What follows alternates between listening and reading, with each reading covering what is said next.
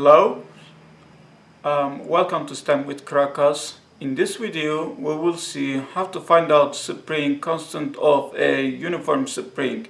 It's a very simple experiment, so let's get started with what materials we will be using.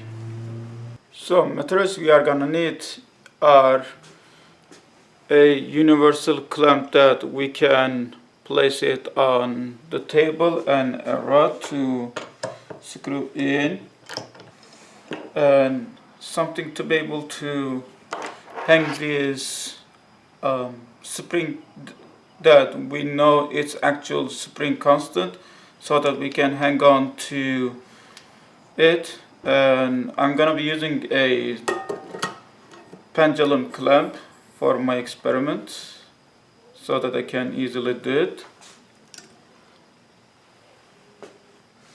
And also we are going to need some sort of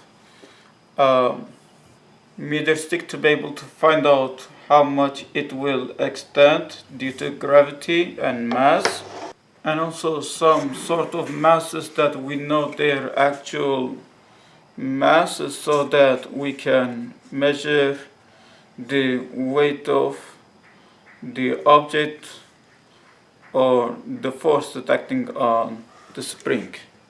So free body diagram for this system will be, because we are going to hang the mass on it, it is going to cause a change in displacement, and then we know that the gravity is acting on it, so force of gravity will be balanced by the spring, the force, the tension that's stored in spring.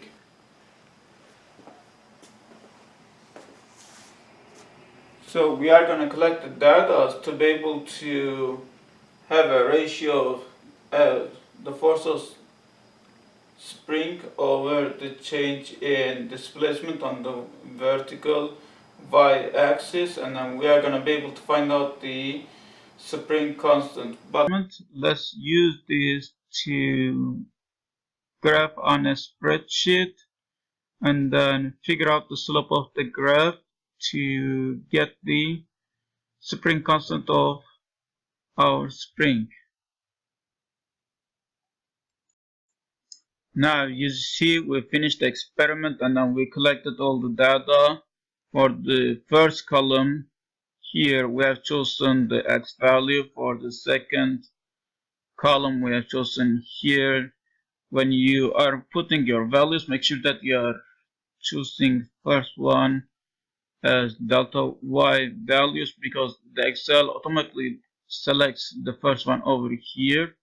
And then from the graph we have figured out our slope, which is in terms of y equals mx plus b, is to find out the slope, and our slope of the graph was our spring constant.